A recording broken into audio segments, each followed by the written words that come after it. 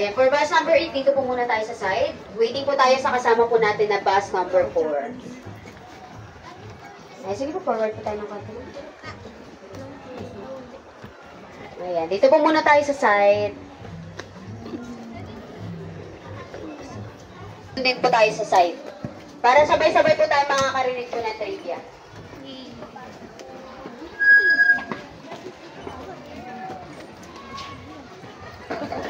Okay.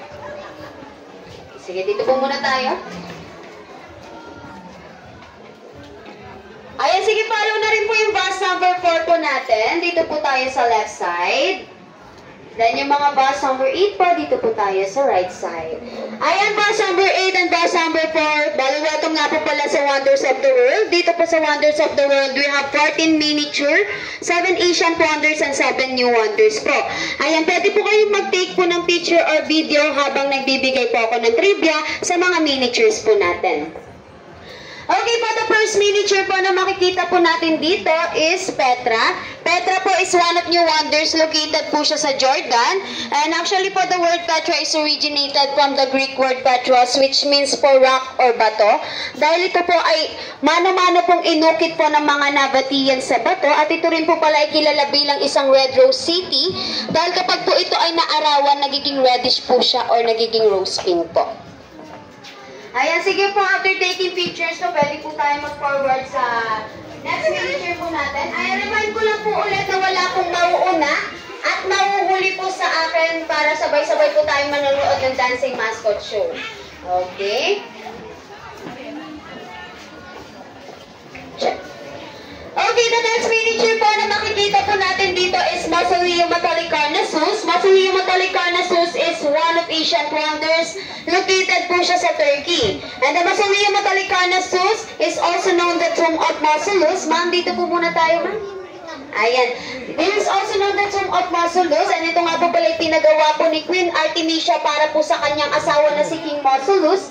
But at the same time po, sila po ay magkapatid. Okay, noong unang panahon po kasi pwede po yun ng mag-asawa ay magkapatid at ginagawa po nila yon dahil ayaw po nilang ipamana yung kayamanan po nila sa iba. So, ito pong monument na ito, hindi na rin po yan nag-e-exist dahil nadaanan na po siya ng successive earthquake po natin. Ayan, sige po, forward po tayo dito.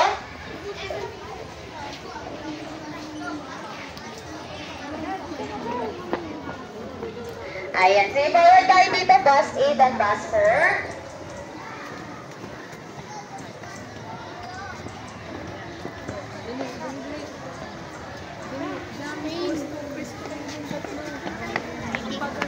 Ayan, sige po, pwede muna ka mag-take po ng picture. Dito ka.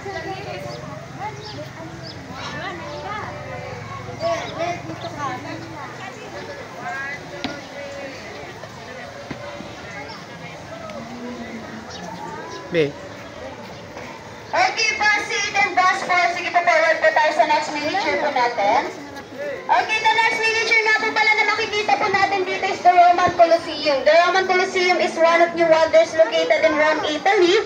If familiar po kayo sa movie na Gladiator, ayan, dito po nila ginanap yan, dito po naglaban-laban yung mga gladiators. And the Roman Colosseum have 80 doors po, both exit and entrance, and kaya nga po mag-accommodate po ng 50 to 80,000 people po sa loob. Ayan, ganun po siya kalaki at ganun po siya kalawak.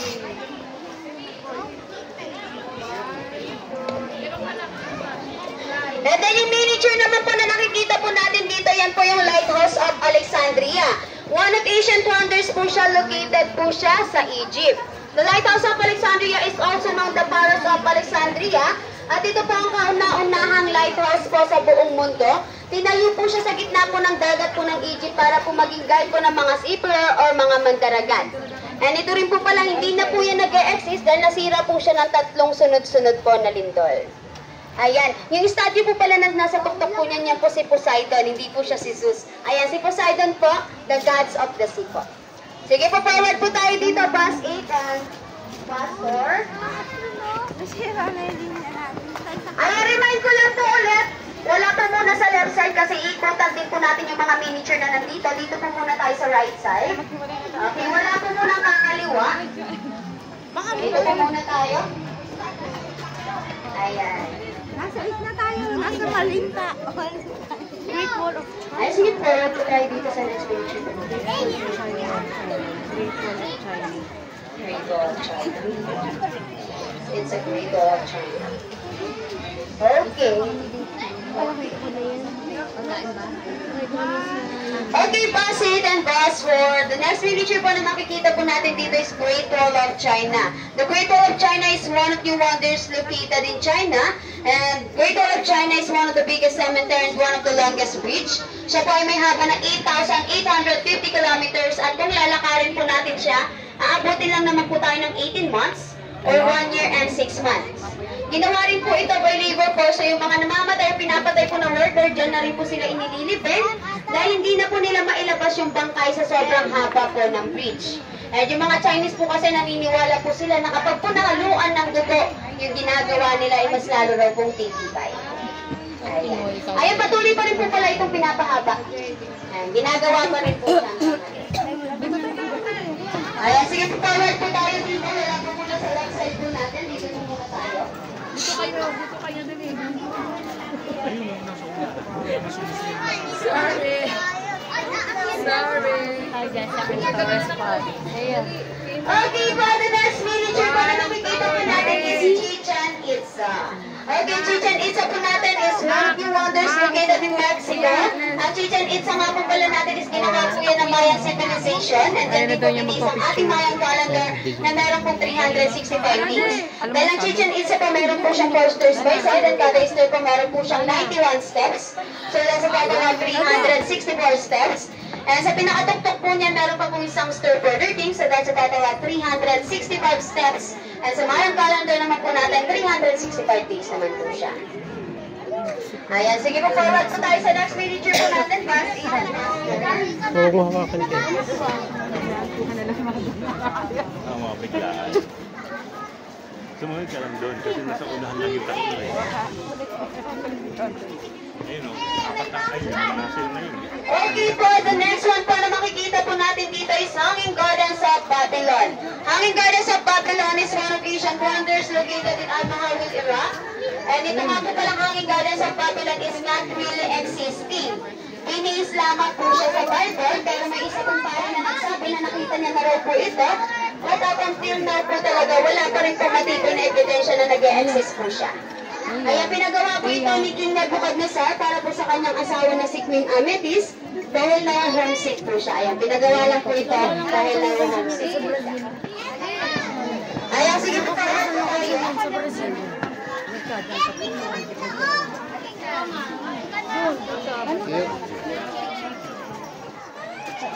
remind ko lang po ulit. Nandito po muna tayo, no? Wala po muna dito.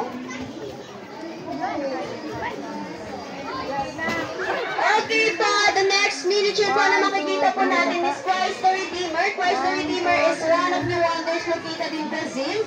Ang Christ the Redeemer nga po pala natin is one of the tallest man-made statue.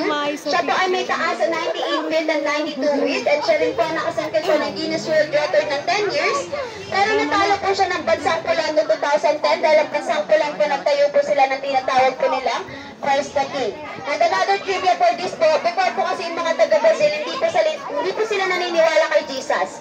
Then tinayo lang pong statue na ito para po ilapit po sa kanila yung Christianity. Ayan, nung naitayo po kasi yan, nabawasan po sa kanila yung disaster, kaya naniniwala po sila kay Jesus.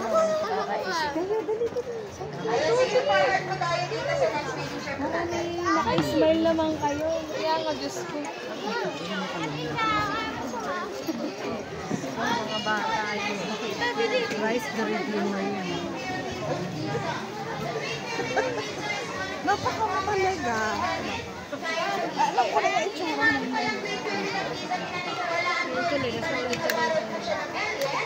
Dahil sa kanyang perfect measurement. Pero ang katotohanan po talaga ginawa po yan ng Egyptians and Israelites. Ay yung tatlong pyramid po na yan, hindi na po natin magkakasunod na tinatawag po sa mga yan. Ayun po yung king, queen, and the unfinished chamber po. And familiar din po kayo sa mga mami. Ayan, dyan din po sila inililipay kasama po yung mga kayamanan po nila. Wala tayo.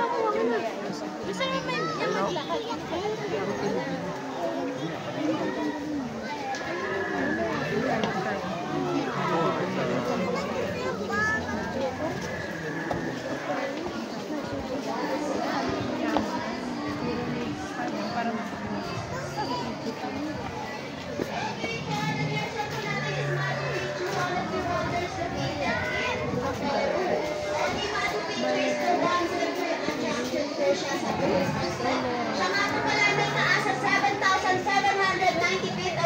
level po siya. So habang papataas po tayo sa Machu Picchu, nalilesen po yung oxygen po natin. And yung Machu Picchu nga po pala natin, naghahati po siya sa dalawang theater area. Yung mga building po na nakikita po natin, yung fountain na tawag po natin urban city. Then yung mga bahay po sa rice terraces, yun naman fountain na tawag po natin agricultural city.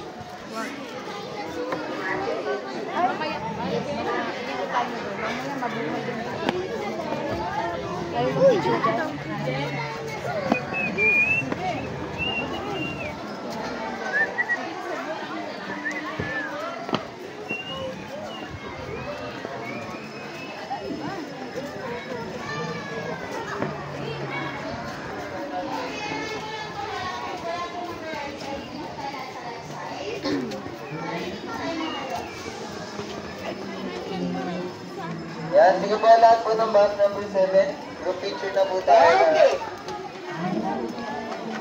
Okay, bus 8 and bus 4. The next miniature po na nakikita po natin dito, yan po yung Colossus of Rhodes. Colossus of Rhodes is one of ancient wonders located in Greece. Tinayo po siya at the middle of the sea just like the Statue of Liberty. Pero matotohanan po talaga, the Statue of Liberty, dito lang din po talaga nila kinuha or finish yung idea nila for their statue po. So, female version lang po yung Statue of Liberty. And ito rin po ay nagsisimbolo po siya ng freedom dahil may dalawa pong cedar area po na nagkaroon po ng wardens, tinayo po ito to symbolize the freedom. And the Machu Picchu the Colossus of Rhodes po natin, in real life po wala po talagang saklot yan. Okay, ganun po siya kabulgar. Hindi na rin po pala ito nag-e-exist. Dalawang talampakan na lang po yung nag-e-exist po sa kanya. Malaglag. Nauna nga eh.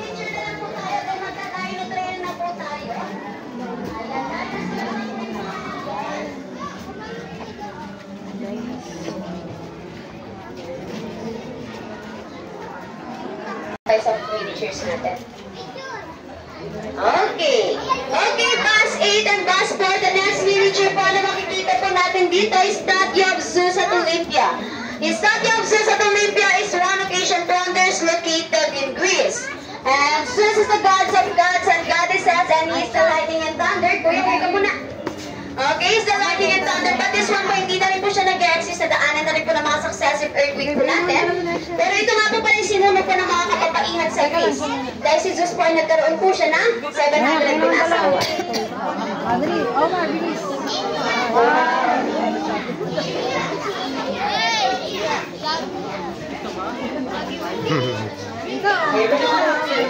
Okay po, the next one po natin is Taj Mahal. Taj Mahal is one of the wonders located in India. Ang Taj Mahal nga po pala natin pinagawa po yan ni Emperor Shah Jahan para po sa kanyang pangatlong asawa na si Mumtaz Mahal. So basically, ito po nasisimbolo po siya ng love. Okay, ginawa po ito ng almost 22,000 people, 1,000 elephant for the material, and may dalawa pong worker po ng Taj Mahal na pinutulan po sila ng daliri dahil kasama po yan sa kontrata po nila. Naputulan po sila ng daliri para raw po hindi na sila ulit makagawa ng ganyang kagandang Taj Mahal. Yung Taj Mahal na po pala natin, meron po siyang 3 colors every day but in different time po. Kapag morning po, nagiging pinkish yun po siya. Kapag day, nagiging milky white. Then kapag evening naman po, nagiging gold naman po siya. Ayan, ganun po kaganda yung Taj Mahal po natin. White House? Okay. Dito? Sa side? Saan? Dito or doon? Okay, the last miniature naman po na makikita po natin dito is the Temple of Artemis. The Temple of Artemis is one of ancient wonders located in Turkey.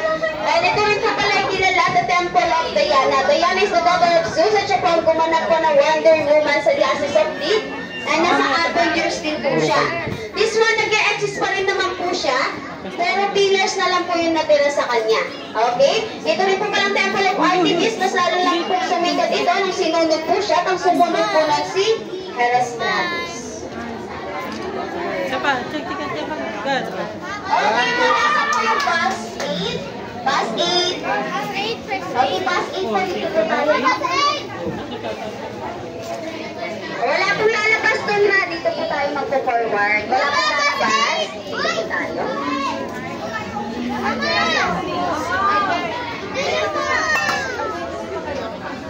Okay, nasa po yung bus 8 po natin. Bus 8. Okay, nasa may mga varsity po natin. Okay.